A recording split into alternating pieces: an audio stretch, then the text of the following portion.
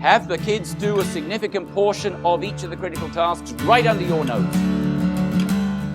Have I ever used 0 in response to student work? Not in response to work not done. I've certainly assigned 0 to work that I consider is worth nothing, because that's what for me 0 means. Doesn't mean not done, means worth nothing.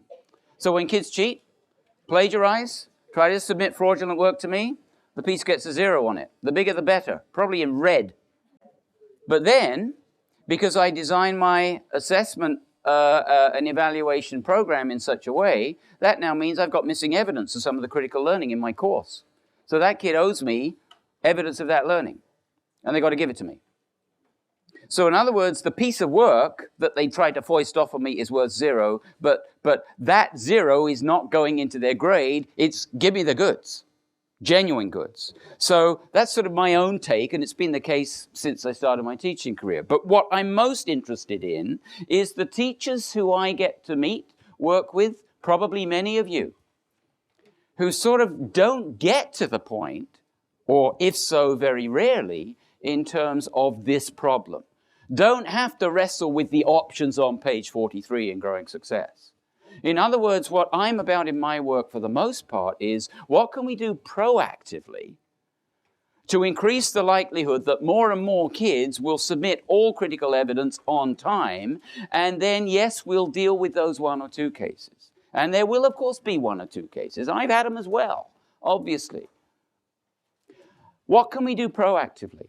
A few guidelines from my own practice, and certainly from practice of your peers that I have met in my travels, tied to our other sessions as well. Number 1, identify right up front on our website or through whatever communication means we use the sample of critical evidence required to certify kids as competent in this course. And yes, I'm using that language again, because I think I said in an earlier session in my classroom, I just banished 50 from the class.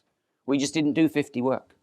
We just didn't believe that 50 was good enough. And I think I used examples of that, didn't I, last time where we talked about that. 50% just doesn't happen in my class. We're a center of excellence. So that means kids must and parents must understand the critical evidence. This doesn't mean the little day-to-day homeworky stuff. This is the big stuff. The really, really rich critical pieces of work, the 70% term and the 30% final. Wherever possible, I'm triangulating my data. I'm using write, do, say. In terms of my 30%, it's exam plus performance task plus a one-on-one check for understanding. 10% each. I've triangulated my final part as well. So that's number 1. Next, operate on the understanding and just talk to the kids. If any one piece is missing, I will not be able to certify you. And I use my driver's example. How are you going to do on the day of your test if you show up and you say, I don't do 3-point turns? You're not going to get your license. You're not going to get your license if you don't do 3-point turns. That's how my class operates. Okay? Kids get it. They laugh at it, but they get it. Next. Even in some grade 12 classes, it's still school. It's still the simulator, not the Airbus. So some kids need a little bit of scaffolding to help them manage their time.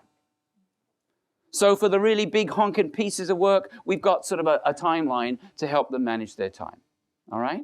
And some kids I check more often than others. How come you're always picking on me, Mr. Cooper? Ken, I'm not picking on you. I want you to be successful. I know you've got some stuff going on at home. You've got, perhaps struggle a little bit to stay on track. I want to make sure you're with us here.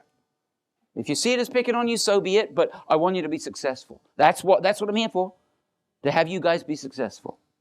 But here's the best solution I've seen to controlling for 3 big problems. 3 big problems. Hands up if you are having problems this year with any one of these 3. Number 1, how many of you are having problems with kids not completing major tasks? Thought it might be a few of you. Right, absolutely. Thank you. Second question. Hands up if you suspect or have solid evidence that some of the work you have received this year has been plagiarized. Fewer hands, but still a fair number. How many of you suspect or have solid evidence that some of the work that comes to you has got more than a little of mum and dad's hand in it? 3 big problems that potentially invalidate the grade we attach to the critical sample of evidence, right? So that's what these are about, and this is the best strategy. Have the kids do a significant portion of each of the critical tasks right under your nose. And if you say, great idea, but I got too much to cover, you know what I say about that. It's about that backward design approach. So what kinds of things work when the kids don't submit those major tasks? How about we have them sign a completion contract and get mummy and daddy to sign it? Oh yeah, that works really well, doesn't it? Maybe mummy and daddy are not even in the picture. But Douglas Reeves, whose work we have just read, says the penalty for not doing the work is you have to do the work.